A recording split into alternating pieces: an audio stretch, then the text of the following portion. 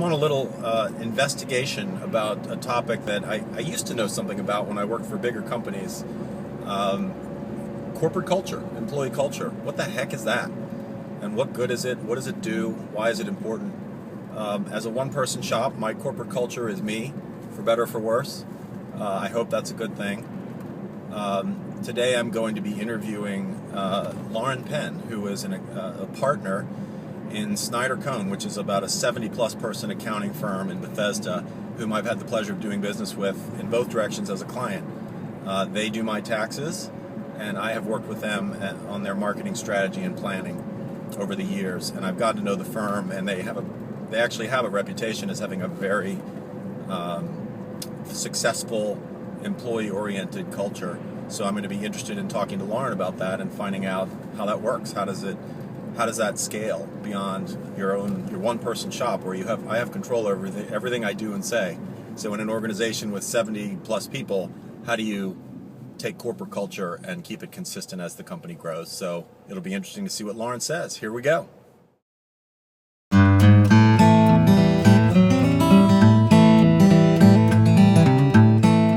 This is Bob London, London Inc. I'm a sponsor and ambassador for the 2012 Apollo Awards by Helios HR. And I'm here with Lauran Penn, who is a senior tax partner with Snyder Cohn, a 70-plus person accounting firm here in Bethesda. And I've had the privilege of working with Snyder Cohn as a client in both directions. They do amazing work, and I did work for them, which hopefully was amazing too.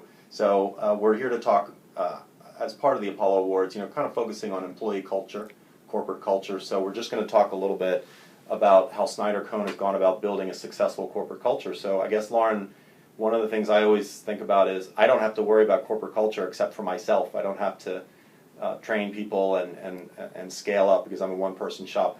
What does Snyder Cohn do, or what has it done over the years? I mean, it's an 75-year-old firm at least. So how do you guys go about doing this? Firm's been around since 1927. 1927. Yeah, so 84 years, 85 years, wow.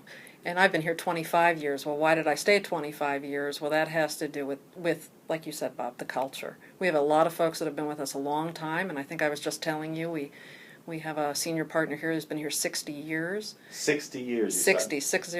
Wow. And I think we are one of the few firms that does it well. And we do it because we do try to balance home life with the business world. We have some employees that telecommute for us. They have families. They work from home or they work here. We have folks that work part-time, a lot of folks that work part-time. And we also have a lot of help for them when it comes to helping their careers. So we have people that are on fast tracks to become partner, and we help them by mentoring them, coaching them through every step of the way. Right. Now, as I recall, because since I've worked with you guys, the managing partner, who's been managing partner for about 2 years, Steve Bronstein. That's right. Prior to that, was an associate or was with the firm for 20-some years before. So there's a history here of kind of grooming and succession, carefully planned, and people from inside the company are able to grow as much as they want. And that's right. And most of our folks here have been with us their entire career. I am not one of those folks. I came about 25 years ago from another firm, and yet I was able to succeed as well. You're only 30 years old. How does the math work there? Okay, I wish. All right.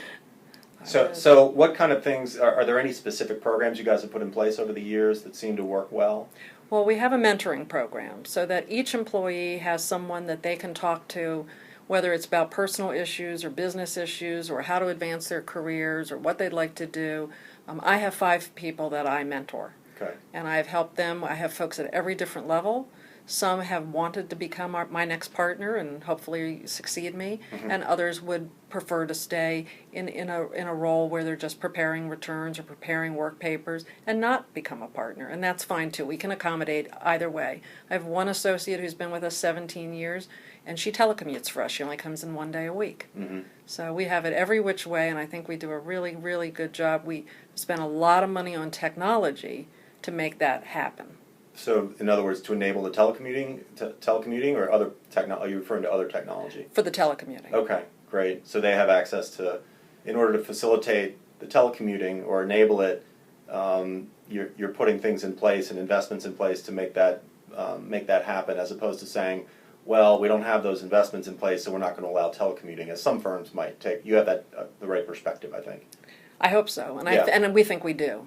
We've been able to attract a lot of folks that may not have succeeded at other firms because of that. Right. So we do. We spend a lot of money on technology. We are totally paperless now. That also helps in the these people to telecommute. They can have access to files remotely, and we are also a green company. Ah. So it all kind of goes hand in hand with trying to give back to the community and also to try to help grow our individuals. Fantastic. Very good. All right. You've been listening to Lauran Penn, Senior Tax Partner with Snyder Cohn.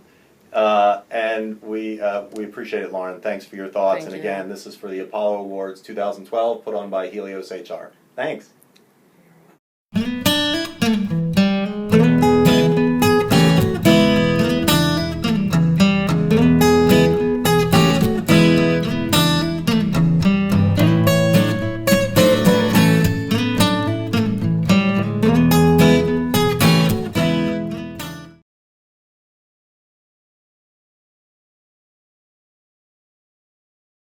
All right, did you watch the Grammys last night? I did. Who was the...